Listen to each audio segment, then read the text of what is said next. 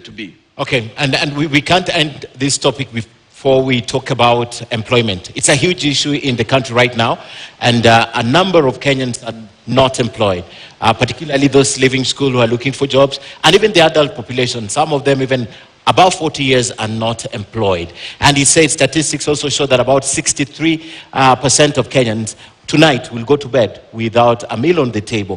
What is your plan for this group of people if you are elected president to create employment to this country? We've had promises of 1 million jobs a year, 800,000 jobs. What is the Agano plan for this?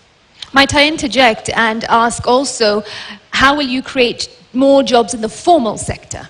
Yes. We have looked at that issue. It's close to our hearts. I feel you, I feel Kenyans, because things are bad out there. Things are real bad. We have said in our manifesto that we will endeavor to create employment at all levels. With the 2010 Constitution, we went devolvement. And one of the things we have said in our manifesto that when we bring our funds back, when we stop the siphoning, the 2 billion, when we arrest those people who have made it impossible for the government or the president to move forward, we will give from the national office 40% to the devolved units. And we have said out of that, that is far above even what, but that's above the 35 that BBI was promising.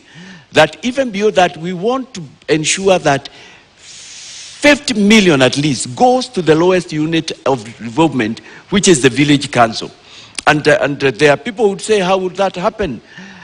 And what benefit will it have? For us, we devolved money. Unfortunately, we also devolved corruption, but we never devolved decision making.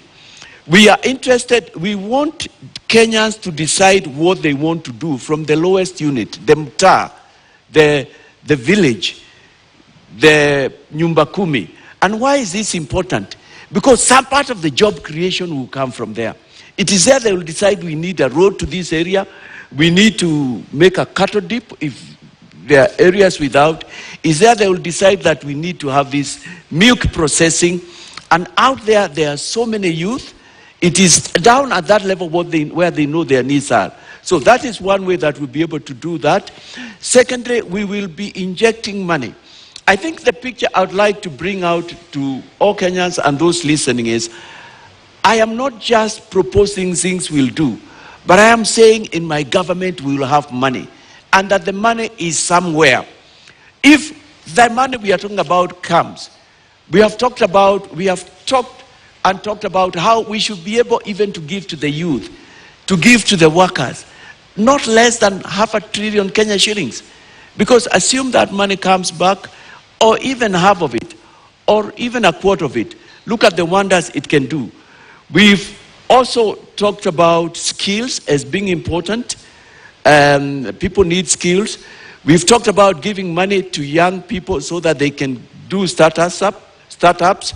We've talked about getting rid of certain taxations so that Kenyans can be able to move forward.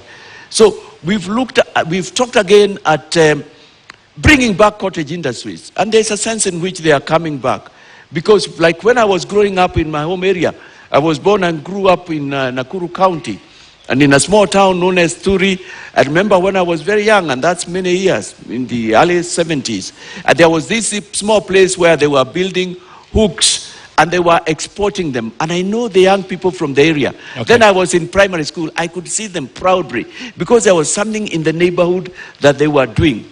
In my hometown also of Molo, we had things and concerns that were going on. We had, these last 20 years, we have had a potato industry. The last I heard about it, it hadn't started off. And I'm saying taking industries. So we have had what we are calling pesa mashinani, madaraka mashinani. Let decisions be made there. So we